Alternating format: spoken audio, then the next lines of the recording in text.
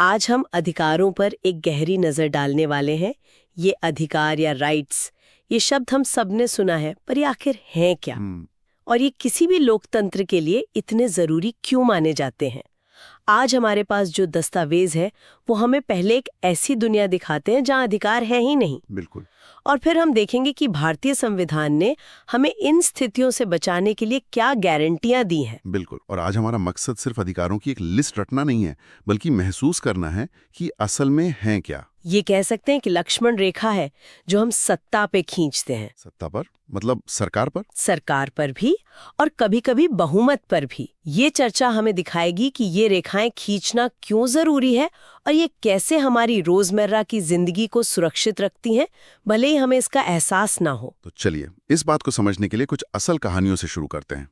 ऐसी कहानियां जहां ये रेखाएं मौजूद नहीं थीं। पहली कहानी हमें ले जाती है ग्वांतानामो बे। ग्वांतानामो बे की बदनाम जेल। हाँ, हुआ ये कि 9/11 के बाद अमेरिकी सेना ने दुनिया भर से करीब 600 लोगों को शक के आधार पर चुपचाप पकड़ लिया और उन्हें क्यूबा के पास इस जेल में डाल दिया गया बिना किसी प्रक्रिया के। एग्जैक्टली। और उन्हीं में से एक थे जमील अल-बन्ना।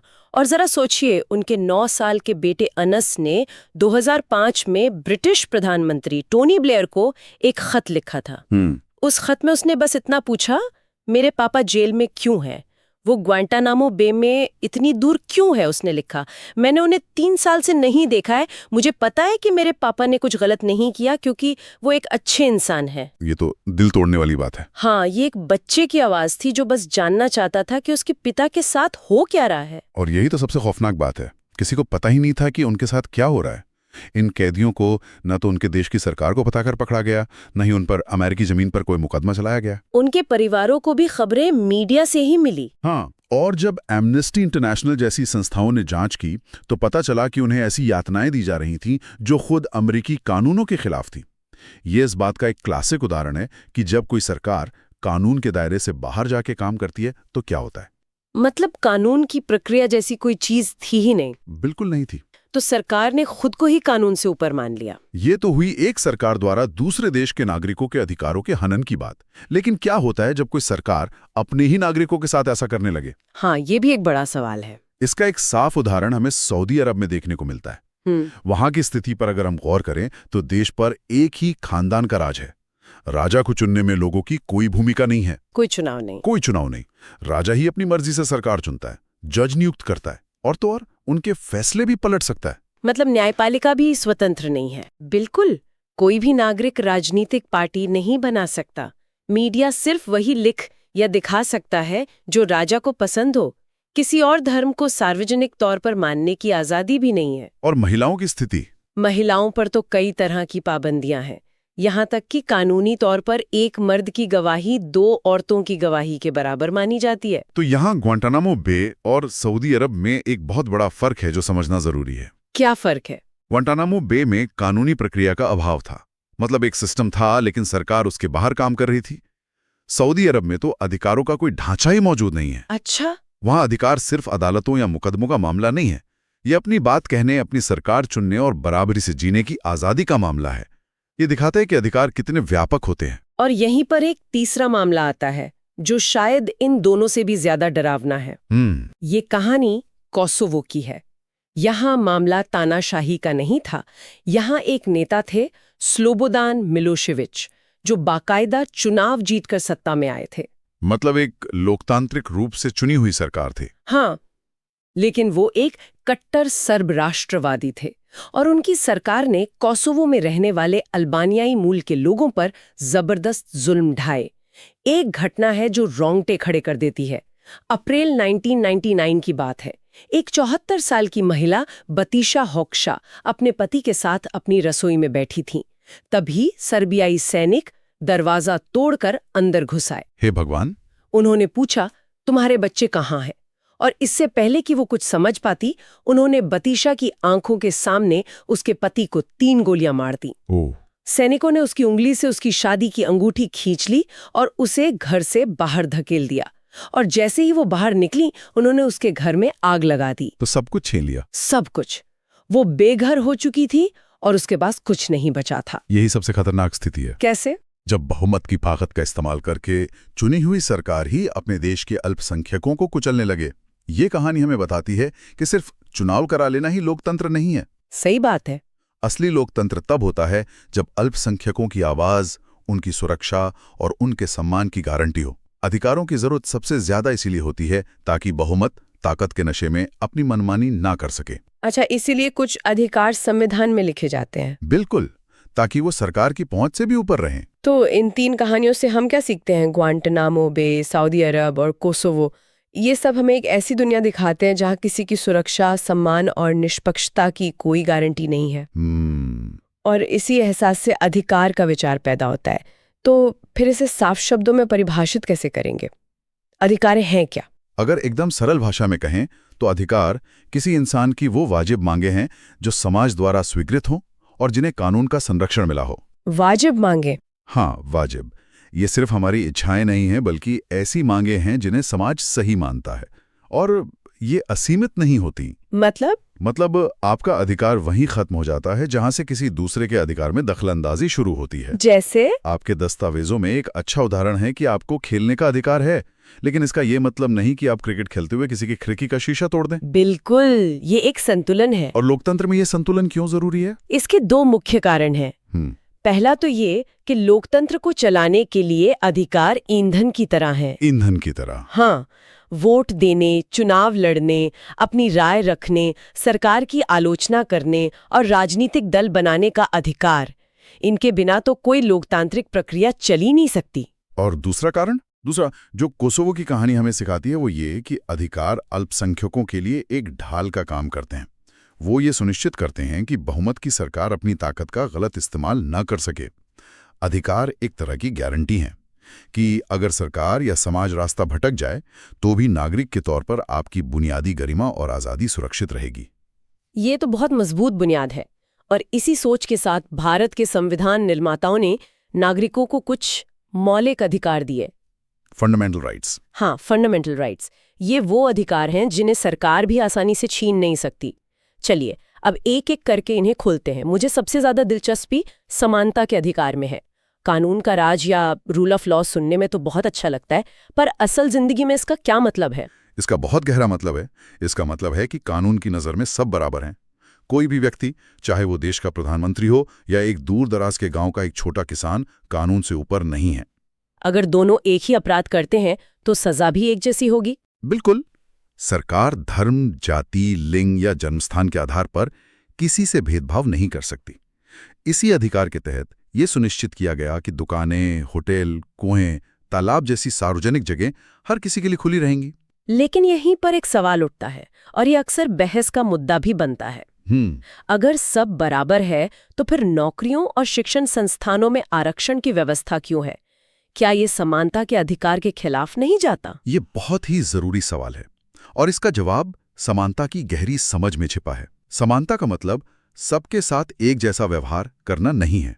इसका मतलब है सबको आगे बढ़ने का समान अवसर देना। अच्छा, अवसर की समानता। हाँ, जरा सोचिए, एक 100 मीटर की दौड़ में एक धावक को आप स्टार्टिंग लाइन पर खड़ा करें और दूसरे को 50 मीटर पीछे, और फिर कहें कि दौड़ बराबर है। नहीं, ये तो बराबरी नहीं हुई। बिल्कुल।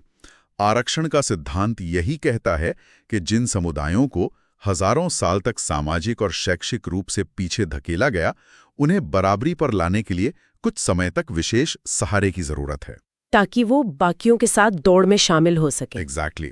और इसी अधिकार का एक और मजबूत पहलू है छुआछूत, यानी अस्पृश्यता का अंत, जिसे एक दंडनीय अपराध बनाया गया। तो समानता का मतलब सिर्फ एक जैसा बर्ताव नहीं, बल्कि मौके की बराबरी है। ये तो हुई बराबरी की बात, लेकिन लोकतंत्र की जान तो आजादी में बसती है। हमारे संविधान में स्वतंत्रता का अधिकार इस बारे में क्या कहता है? ये तो बहुत बड़ा विषय लगता है। हाँ, और ये सबसे महत्वपूर्ण अधिकारों में से एक है। इसके तहत हमें कई तरह की आजादियां मिलती हैं। जैसे अपनी बात कहने और विचार रखने की आजादी, शांति से इकट्ठा होने की आजादी, संगठन या संघ बनाने की आजादी, देश में कहीं भी आने जाने और बसने की आजादी, और कोई भी पेशा या व्यापार करने की आजादी। ये सारी आजादियां लोकतंत्र की रीढ़ हैं। पर क्या ये आजादियां बिना किसी सीमा के हैं क्या मैं अपनी अभिव्यक्ति की स्वतंत्रता का इस्तेमाल करके किसी के बारे में कुछ भी कह सकती हूँ या लोगों को हिंसा के लिए भड़का सकती हूँ? बिल्कुल नहीं। यहीं पर उचित प्रतिबंध या रीजनेबल रिस्ट्रिक्शंस का सिद्धांत आता है। उचित प्रतिबंध। हाँ, आपकी कोई भी स्वतंत्रता असीमित नहीं है। सरकार देश की सुरक्षा, सार्वजनिक व्यवस्था या नैतिकता के हित में इन स्वतंत्रताओं पर वाजिब रोक लगा सकती है। आप किसी को बदनाम नहीं कर सकते, आप नफरत नहीं फैला सकते। लेकिन उचित शब्द यहाँ जरूरी है। बहुत महत्वपूर्ण है। सरकार मनमाने ढंग से रोक नहीं लगा सकती। उसे अदालत में साबित करना होगा कि ये रोक जरूरी और वाजिब है। और इसी अधिकार में एक और बहुत जरूरी गारंटी छिपी है जो हमें ग्वांतानामो बे की याद दिलाती है। आपने बिल्कुल सही नस पकड़ी। इसी अधिकार का हिस्सा है जीवन और व्यक्तिगत स्वतंत्रता का संरक्षण। इसका क्या मतलब हुआ? इसका मतलब है कि कानून द्वारा स्थापित प्रक्रिया के बिना किसी भी व्यक्ति को उसकी जिंदगी या आजादी से वंचित नहीं किया जा सकता। मतलब किसी को भी मनमाने ढंग से गिरफ्तार नहीं कर सकते। नहीं कर सकते। गिरफ्तारी का कारण बताना होगा, 24 घंटे के अंदर मजिस्ट्रेट के सामने पेश करना होगा और उसे अपनी पसंद का वकील करने का अधिकार देना होगा। तो ये नियम ही ग्वांटानामो बे जैसी स्थितियों को भारत में होने से रोकते हैं। बिल्कुल। आजादी और बराबरी के अलावा हमारा संविधान कुछ और भी बहुत जरूरी गारंटियां देता है, जैसे कि किसी का शोषण न हो। इस बारे में हमारा शोषण के विरुद्ध अधिकार क्या कहता है? सीधे सीधे कहें तो ये इंसानों की खरीद फरोख्त, जिसे मानव तस्करी कहते हैं, ये किसी से जबरदस्ती बिना पैसे दिए काम करवाने, जिसे बेगार भी कहते हैं। हाँ, बेगार, उस पर पूरी तरह रोक लगाता है। और हाँ, 14 साल से कम उम्र के बच्चों से किसी भी खतरनाक जगह जैसे किसी फैक्ट्री या खदान में काम करवाना भी इसी के तहत एक जुर्म है। तो ये समाज के सबसे कमजोर तबकों को सुरक्षा देता है। बिल्कुल। और भारत जैसे विविधता भरे देश में जहां इतने सारे धर्म हैं, वहां धार्मिक स्वतंत्रता एक बहुत बड़ा मुद्दा है। बिल्कुल, इसीलिए धार्मिक स्वतंत्रता का अधिकार दिया गया है। भारत एक धर्मनिरपेक्ष राज्य है। इसका मतलब सरकार का अपना कोई धर्म नहीं है। अच्छा। हर व्यक्ति को अपने धर्म को मानने, उसके अनुसार आचरण करने और उसका प्रचार करने की पूरी आजादी है। लेकिन यहाँ भी कुछ सीमाएं होंगी। हाँ हैं। कोई किसी को जबरदस्ती, धोखे से या लालच देकर धर्म परिवर्तन के लिए मजबूर नहीं कर सकता। और सरकारी स्कूलों या कॉलेजों में कोई धार्मिक शिक्षा नहीं दी जाएगी। सरकार सभी धर्मों से एक समान दूरी बनाए रखेगी। इसके बाद एक अधिकार आता है जो शायद अल्पसंख्यकों के लिए सबसे ज्यादा मायने रखता है, सांस्कृतिक और शैक्षिक अधिकार। हाँ, ये अधिकार भारत की विविधता का जश्न मनाता है। ये कहता है कि भाषाई और धार्मिक अल्पसंख्यकों को अपनी भाषा, लिपि और संस्कृति को बचाने का पूरा हक है। और वो अपने स्कूल कॉलेज भी खोल सकते हैं। हाँ, उन्हें अपनी पसंद के शिक्षण संस्थान खोलने और चलाने का भी अधिकार है। जैसे अगर कर्नाटक में रहने वाले तेलुगु भाषी लोग अपनी संस्कृति को बचाने के लिए कोई स्कूल खोलना चाहते हैं, तो सरकार उन्हें रोक नहीं सकती। ये अधिकार सुनिश्चित करता है कि बहुमत की संस्कृति अल्पसंख्यकों पर हावी न हो जाए। सही बात है। तो हमने समानता, स्वतंत्रता, शोषण से बचाव और धार्मिक सांस्कृतिक आजादी की बात कर ली। लेकिन मान लीजिए सरकार या कोई और इनमें से मेरे किसी अधिकार का उल्लंघन करता है, तो मेरे पास क्या उपाय है? क्या ये सब सिर्फ कागज पर लिखी अच्छी बातें हैं? और यही वो अधिकार आता है जिसे डॉक्टर भीमराव अंबेडकर ने संविधान का हृदय और आत्मा कहा था। अच्छा, वो कौन सा अधिकार है? ये है संवैधानिक उपचारों का अधिकार। इसका मतलब बहुत सीधा और शक्तिशाली है। अगर आपकी किसी भी मौलिक अधिकार का हनन होता है, तो आप इंसाफ के लिए सीधे हाई कोर्ट या सुप्रीम कोर्ट का दरवाजा खटखटा सकते हैं। सीधे सुप्रीम कोर्ट? हाँ, सीधे सुप्रीम कोर्ट। और यही वो अधिकार है जो ग्वांतानामो बे जैसी स्थिति को भारत में रोकता है। अगर सरकार आपको बिना कारण बताए उठा ले, तो ये अधिकार आपको सीधे सुप्रीम कोर्ट जाने की ताकत देता है। तो इसके बिना बाकी सारे अधिकार सिर्फ कागज पर लिखे खूबसूरत शब्द रह जाते हैं। बिल्कुल, ये अधिकार ही उन शब्दों में जान डालता है। तो हमने अधिकारों के बिना एक दुनिया की भयावह तस्वीरों से लेकर भारतीय संविधान में दी गई मजबूत गारंटियों तक का एक लंबा सफर तय किया। ये तो साफ है कि अधिकार सिर्फ एक बार दिए नहीं जाते, बल्कि उन्हें लगातार बचाए रखने के लिए समाज और नागरिकों को हमेशा जागरूक रहना पड़ता है। और एक दिलचस्प बात यह भी है कि अधिकारों का दायरा कभी स्थिर नहीं रहता, ये हमेशा बढ़ता रहता है। मतलब ये बदलते रहते हैं? बदलते नहीं, बल्कि इनका अर्थ और गहरा होता जाता है। समय के साथ अदालतों ने मौलिक अधिकारों की व्याख्या को और व्यापक बनाया है। जैसे जीवन के अधिकार की व्याख्या करके उसमें गरिमा से जीने का अधिकार, स्वच्छ पर्यावरण का अधिकार, शिक्षा का अधिकार और यहाँ तक कि भोजन का अधिकार भी शामिल किया गया है। अच्छा, तो सूचना का अधिकार भी इसी सोच की देन है। हाँ, बिल्कुल। चलिए आज की इस चर्चा को श्रोताओं के लिए एक विचार के साथ समाप्त करते हैं। हमारे दस्तावेज बताते हैं कि आज भारत में इस बात पर बहुत बहस चल रही है कि क्या काम का अधिकार, स्वास्थ्य का अधिकार और निजता यानी प्राइवेसी का अधिकार भी मौलिक अधिकार बनाए जाने चाहिए। जरा सोचिए, अगर हर नागरिक को ये अधिकार कानूनी तौर पर मिल जाएं, तो हमारा समाज कैसा दिखेगा? एक ऐसी दुनिया जहां हर किसी के पास काम, अच्छी सेहत और अपनी निजी जिंदगी की सुरक्षा की गारंटी हो। लेकिन फिर ये भी सोचना होगा कि इन्हें हकीकत बनाने में क्या चुनौतियां आ सकती हैं। सही बात है, ये एक बहुत बड़ा सवाल है जिस पर हम सबको सोचना चाहिए।